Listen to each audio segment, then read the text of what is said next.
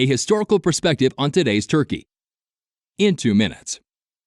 In order to understand the social dynamics in today's Turkey, one needs to have some historical perspective. For instance, while everybody is talking about rising Islamophobia in the West, it might be surprising to learn that everything that can be described as Islamophobia and more have been a norm in Turkey since the early 20th century. Turkish state had an official ideology that was forced on the majority of the people by a small minority. The state ideology was a blend of 19th century positivism, the trendy fascism of Europe, and the Turkish nationalism. The discrimination based on this ideology has been the common practice at all governmental and private institutions. For instance, women wearing headscarves banned from attending schools and universities, and they couldn't find any decent jobs accepting them with their outfits. Especially until 1950, the discrimination and oppression were at its highest level under the single-party regime. Since then, Turkey became a multi-party system, and the political parties that promised more democracy and freedom kept winning elections. However, they have been under constant threat by the established status quo led by the military. The discrimination was embedded in all aspects of the life, including the media and the education system.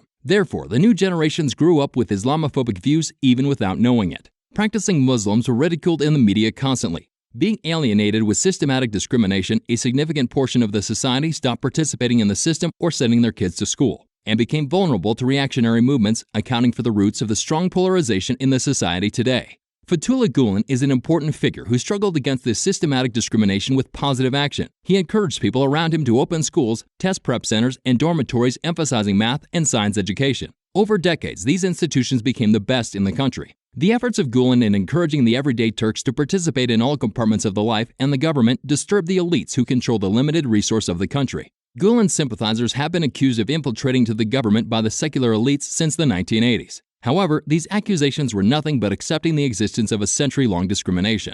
Nevertheless, there is no reason for Turkish citizens to infiltrate into Turkish institutions. It is their very natural right to enter. We will continue on this issue in our next video. Thanks for watching. Please subscribe to our YouTube channel and follow us on Twitter.